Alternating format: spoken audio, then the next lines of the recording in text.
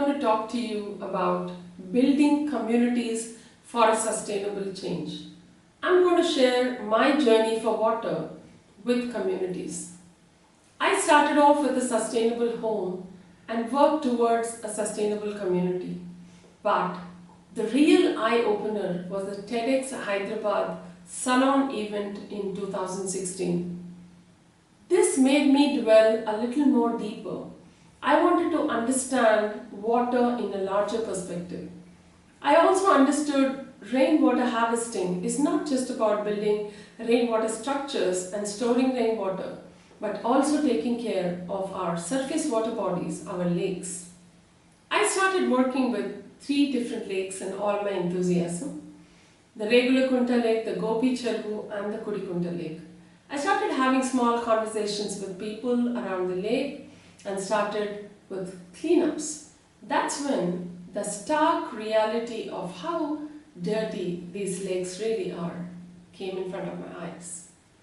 I understood there's a huge amount of dumping happening from markets, and people are littering, and then the channels that bring a whole lot of sewage with a whole lot of plastics and just about anything. We found animal carcasses, helmets, cables, clothes, mattresses, just about anything. You just name it and we found it. That's when I understood how unlivable these conditions really are.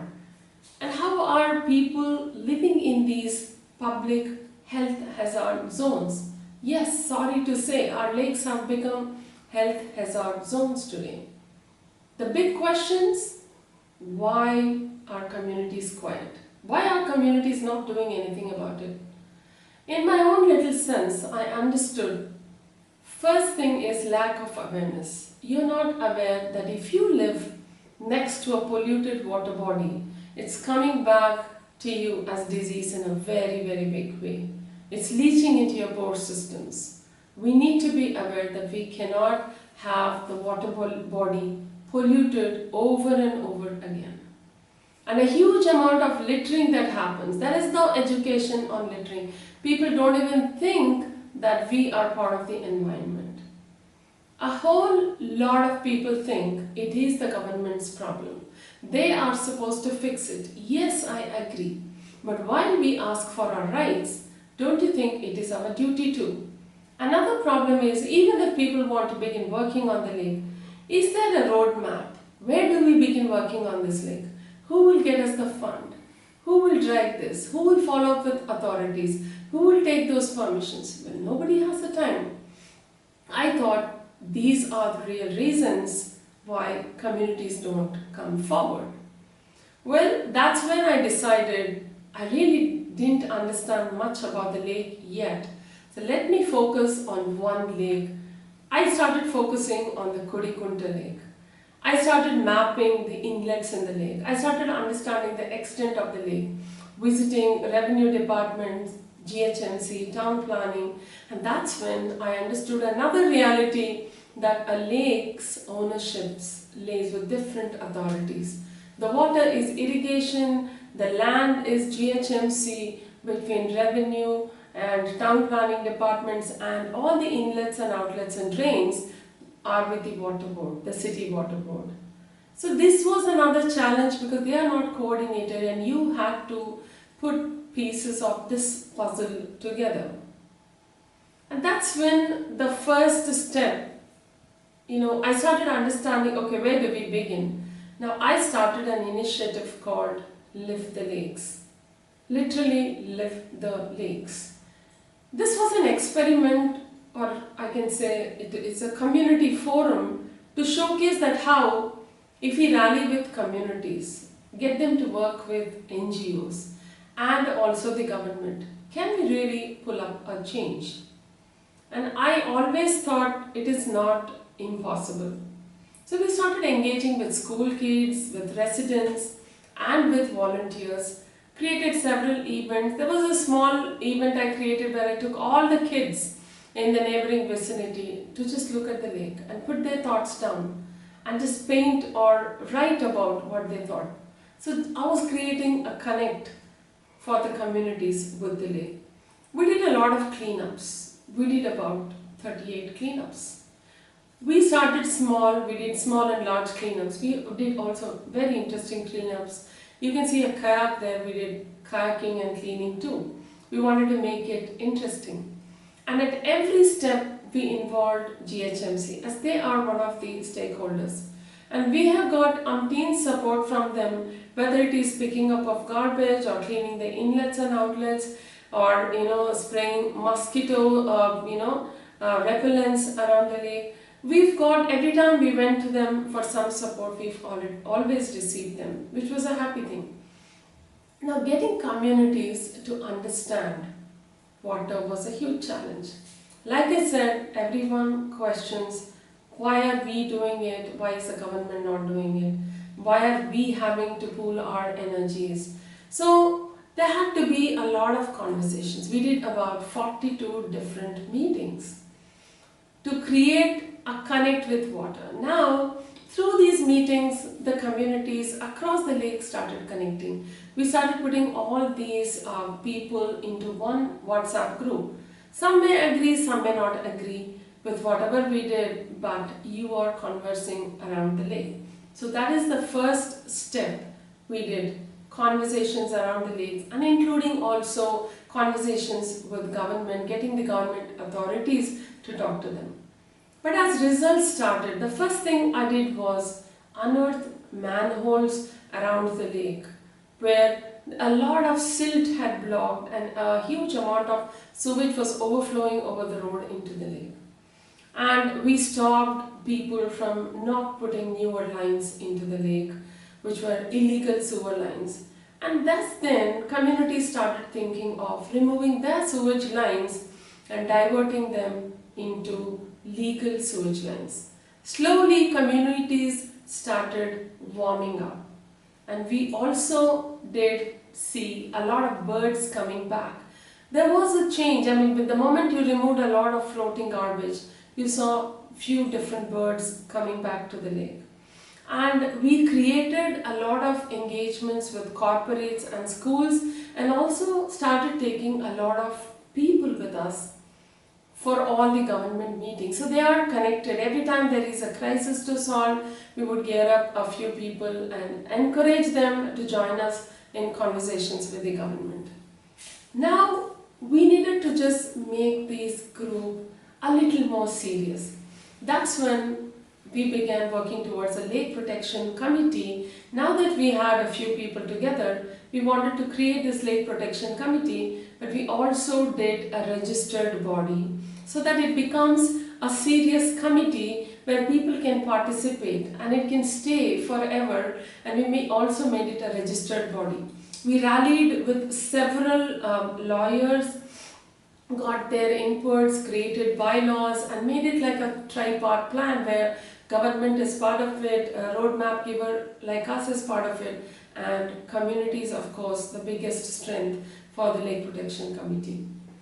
A collective vision is when everything started, blooming for the lake. We started looking at what are the things that are sensible that we can pick up and do for the lake.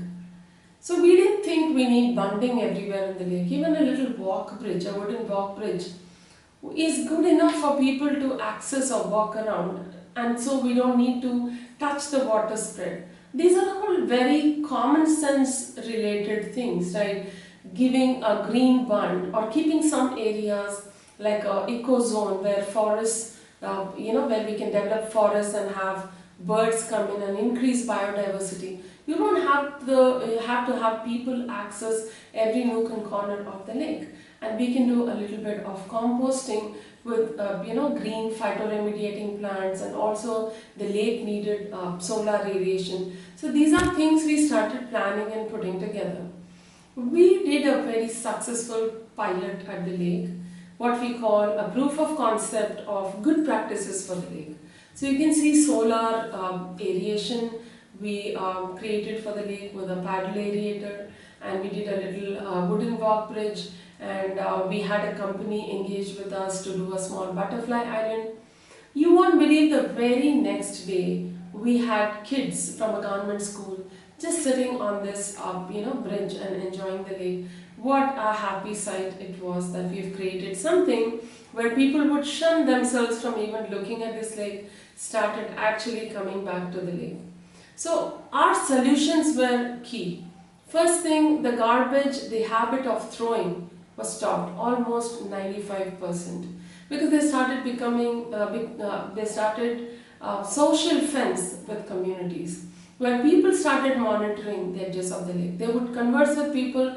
If anyone is actually going to throw, they would talk to them and deter. So this was not there earlier. So communities started playing a role. And a huge amount of garbage started coming through the inlets even after littering stopped. So we had to work towards a drain screen. We set up a drain screen. And we also requested a builder in the community who was really nice enough to help us create the revetment for the bund. And the bund was created by the irrigation department. So you see how beautifully the community worked, as in the residential community, the irrigation department, and then the builder that came forward to do the revetment. So it is a effort that we put together, and it was the impact was really beautiful. While we created these solutions, we also saw a widespread awareness that started around the lake, and we started also speaking, awareness in digital media, reached out to several schools and colleges around, involved them in cleanups, because I also believe the communities around the lake are the real solution. And what we did at the lake, and what we were also doing with rainwater harvesting structures across the city, seemed barely enough. The crisis was much, much bigger. The ground reality was different.